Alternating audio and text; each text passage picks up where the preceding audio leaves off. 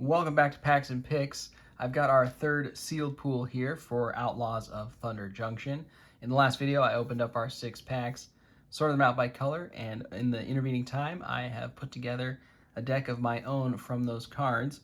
So let's dive right in and see what our pool had to offer and the deck that I ended up with.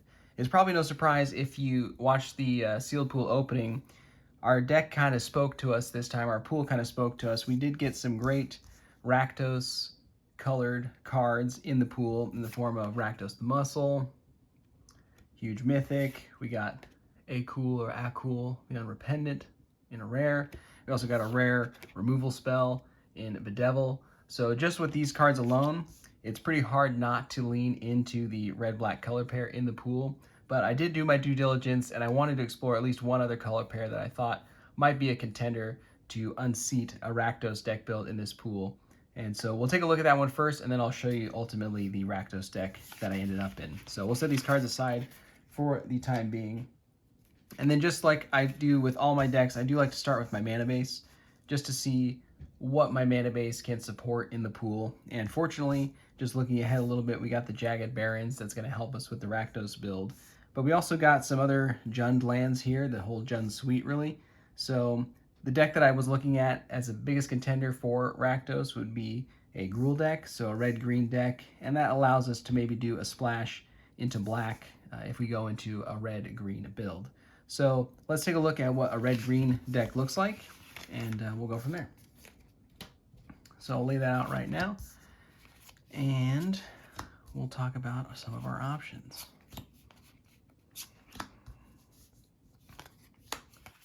So one of the things I liked about red and green is that we did have a couple other rares and mythics in green that we can take advantage of by going into green. And then also we had some good fight effects or some good interaction in green and red and green really that we were missing a little bit in the black build that we'll see in a moment. So a couple of our rares that we have access to by going into green, we've got Sandstorm Salvager as a mythic that we have available to us. And then we also got Outcast Trailblazer. So these are two of our rares in the pool that we get access to by going into green. And as I mentioned, we have some more interaction spells by going into red-green in the form of Savage Smash. We've got a Clear Shot. And then we also have Betrayal at the Vault as kind of a bigger finisher fight effect as well.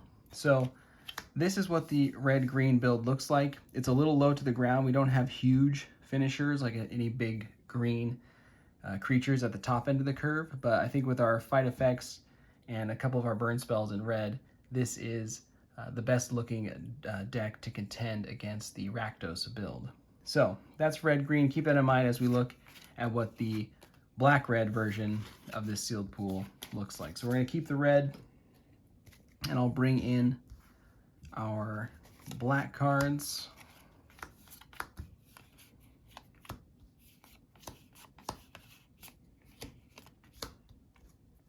And of course our big Rakdos finishers. All right, so this is what the Rakdos version of the build looks like. So by going into red and black, we do get our big rare finishers up here. We also get Vadmir New Blood. 2/2 for 2, get some counters as we commit some crimes. What I also like about this deck is A-Cool and Rakdos care about sacrificing creatures, and we do have some of the mercenary tokens floating around in this deck, or just creatures that we can sacrifice if need be. So we've got 2 Nezumi Link Breakers, so these die into tokens, which is great. We also got the Prickly Pear here, which comes with a red mercenary creature token, so if we do need to leverage some of the creature sacrifice in the deck, we have some of those incidental tokens that are floating around. We also have 2 Scorching Shot. This is something that we're really going to have to lean on in this build because unlike black typically bringing a lot of removal spells, in this version of the deck, we didn't get a lot of black removal. So these 2 Scorching Shots, we're going to have to lean on pretty heavily in the deck. All right, so the discerning eye amongst you will probably notice that we've got 22 cards here. So we have some options. As I mentioned in the beginning, we could splash for a green card because our mana base does allow for that, and there is one card that I think we could splash for. We did get an Honest Rustine in the pool, so not really relying on this or counting on this coming in on turn 3, but because it brings a creature back from the graveyard to our hand, I could see this as a way to buy back our Akul, buy back our Rakdos if our opponent finds a way to deal with them. So treating this more like a recursion effect for the late game that has a body that sticks around. I think you could make an argument for going with the Honest Rustine. We do have some pretty aggressive mana requirements though, in the form of our 2 big rares and also the double red Scorching Shots, the Bedevil being 3 specific colors here. So for me, at least starting out on the build, I am going to put in this Bandit's Hall. So just a mana rock that's going to help me smooth out my mana curve so I can cast the Akul, cast the Rakdos on time, even with my limited mana base. So that's why I'm going to go with the Bandit's Hall this time around, but I could definitely see an argument for splashing into green for something like the Honest Rustine. And of course, we've got our Jagged Barrens that is going to be in our mana base. And that's it. That's our third sealed deck for Outlaws of Thunder Junction. Let me know what your thoughts on the deck are. Would you go with red-green?